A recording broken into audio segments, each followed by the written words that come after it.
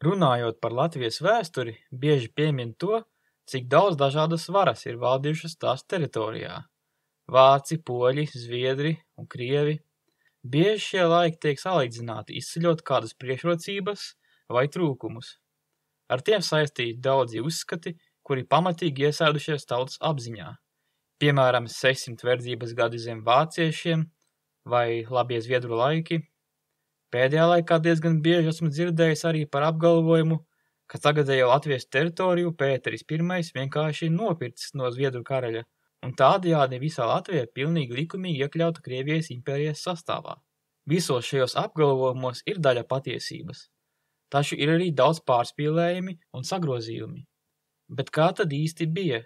Cik daudz un cik ilgi Latvijas teritorija ir piederējusi kādai citai valstī, karalistei, bīskapijai, impērijai vai citiem valstiskajiem veidojumiem? Un kā uz to skatīties mūsdienās? 10. un 12. gadsimts ir laiks, kad vēsturiskajos avotos sākam atrast pirmās rakstiskās liecības par šo teritoriju. Ir gan arī dažas agrākas no grieķu laikiem, taču tās ir tik senas, ka ir grūti izprast, kas ir noticis šeit. Sāk parādīties cilšu, tautu nosaukumi, zemgaļi, kurši, latgaļi, letgaļi, sēļi, līvi. Mēs gan pilnīgi droši nezinām, vai tās sevi sauc arī paši šie cilvēki. Ir arī to valdnieku vārdi, taču trūkst dziļāku ziņu par to, kas iekšēji ir izcinājos šajos valdījumos.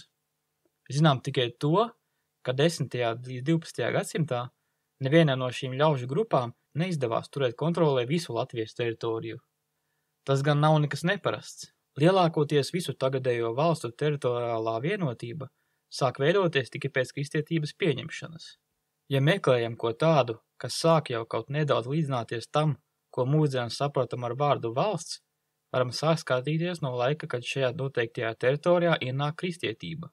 Tas attiecas ne tikai uz Latviju, bet uz visu Eiropu, kur atradās ārpus Romas impērijas teritorijas. 10. līdz 12. gadsimtā iezīmējās 3 galvenās grupas, kuras vēlās ieviest kristietību Baltijā. Tie ir skandināvi, galvenokārt dāņi, austrumslāvu kņazistes un ziemeļģermāņu tirgotāji.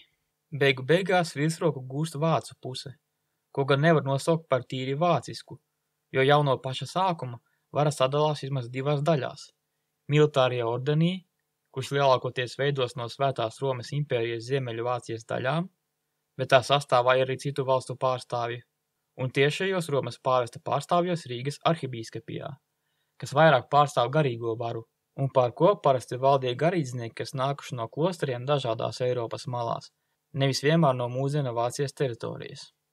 Tādēļ, lai gan pirmo reizi pār visu Latvijas un arī Igaunijas teritoriju izveidojas valstisks veidojums Livonija, pilnīgi vienotība tajā nevalda.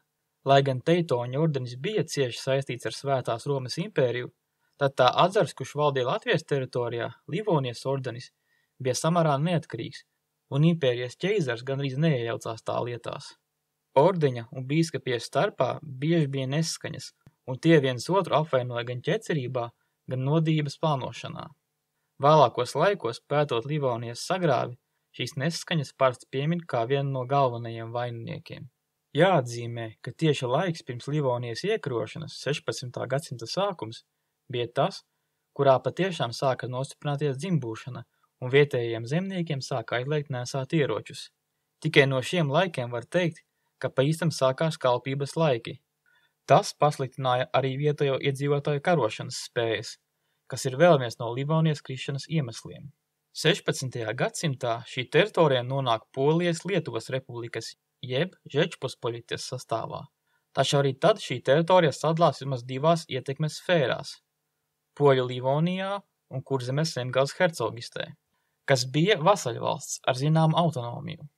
17. gadsimtā parādās vēl jauns spēlētājs – Zviedrijas karaliste, kas sadala Poļu Livoniju 2 daļās. Tagadējā Vidzemes daļa kopā ar Rīgu tiek Zviedru karalim, bet tagadējā Latgales daļa paliek Polijai Lietuvai. Tātad katru reizi, kad tiek runāts par Zviedru laikiem, jāsaprot, ka tiesīgi iekļauj tikai aptuveni 1/3 no tagadējās Latvijas teritorijas.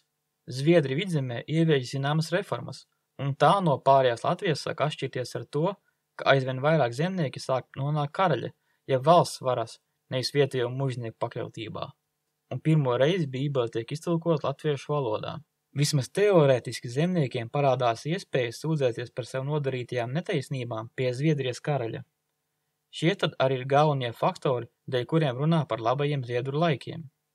Taču viss nav tik labi, kā varētu likties, jo to mužnieku tiesības, kur pāraudzībā atrodas zemnieki, tikai nostiprinās. Tomēr kronis aizvien konfiscē vairāk zemes no mužniekiem un uzliek tiem lielākas nodevas. Tā rezultātā vietējie mužnieki ir neapmierināti ar jauno stāvokli, kā rezultātā, kad teritorijā sāk ienākt Krievijas impērija, kura gatava atdot mužniekiem to tiesības un daļai autonomiju, mužnieku rindās rodas atbalsts šai jaunajai varai.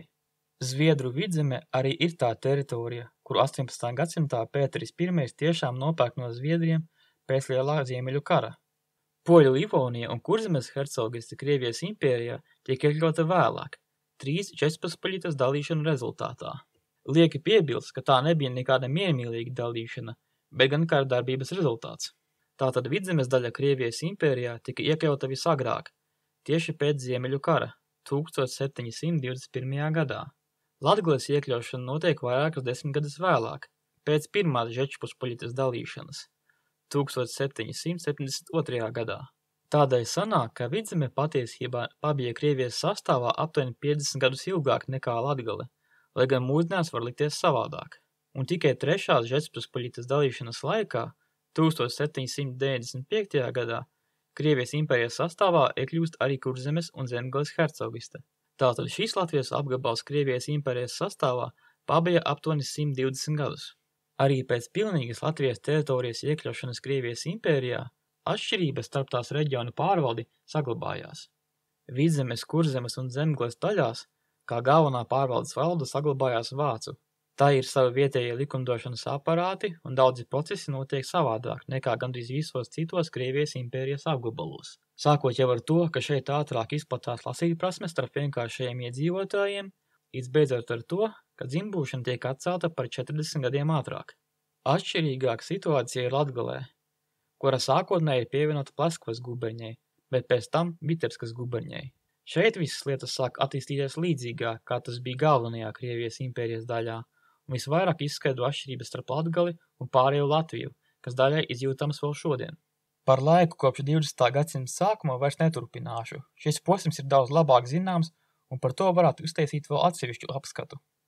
Paskatoties uz Latvijas teritorijas vēsturi, var secināt, ka, lai gan tā vairākas reizes pārgāja no viena valdījuma uz citu, īsta vienība šajā teritorijā sāka valdīt tikai pēc Latvijas valsts nodibināšanas. Garīdznieku, vācu, poļu, zviedru un krievu valdnieki, dalīdami šīs zemes savā starpā, tā arī nekad nekļuva par pilnīgiem to valdniekiem, vismaz ne uz ilgu laiku. Tā rezultātā nebija īsti laika, lai šeit nostiprinātos kāds izteikti spēcīgs valstiskais veidojums. Svārstīšanās no vienas puses uz otru atstāja dažādu pieredzi, bet neļāva nospraust kādu pastāvīgu attīstības kursu. Vēl šodien daudziem cilvēkiem Latvijā ir šaubas par to, kā rīkoties būtu pareizāk vai vienkārši izdevīgāk. Bet varbūt tā tam arī ir jābūt. Nesaskaņas apkārtējo spēku starpā tā arī neļauj pilnīgi integrēt šo zemi citā valdījumā. Spēja prasmīgi izmantot labāko gan no vienas, gan otras puses un apdomīga pretestība par sliktāko arī varētu būt tas, kas palīdzētu radīt labākus apstākļus šīs zemes pastāvīgajiem iedzīvotājiem. Ir jāpārstāj uz mūsu vēsturi skatīties kā uz vienu lielu apspiešanas posmu. Visiem ir gan savas priekšrocības, gan trūkumi. Galvenais spēj turēties līdzi jaunākajam laikmeta garam. Un, ja vēlaties kādu detalizētāku informāciju par to, kā tieši zemniekiem bija dzīve zem dažādiem režīmiem Latvijā, tad iesaku paskatīties raidījumu par dzimbūšanas stāvokli Latvijā, kas ir atrodams šajā kanālā un uz kuru norādi atstāšu zem šī video. Un, ja tomēr interesē precīzi skaļi, cik tad ilgi Latvijas teritorija pavadīja zem kādas noteiktas varas, tad varu pateikt aptuvenus skaitļus. Kopumā zem tiešas Livonijas, jeb vācu varas Latvijas teritorija bija aptuveni 2,5 gadsimtus. Zem poļiem atkarībā no Latvijas daļas 1 līdz pat 2,5 gadsimtiem. Zem Zviedriem vidzeme bija aptuveni gadsimtu. Zem Krievijas impērijas no nedaudz pāri gadsimtam līdz tuvu 2 gadsimtiem. Tādēļ, manuprāt, nevar īsti teikt, ka kādai ārpus varai ir lielākas tiesības šo teritoriju kā kādai citai varai. Tātad paldies par uzmanību, gaidīšu jūs līdz savam nākamajam stāstam.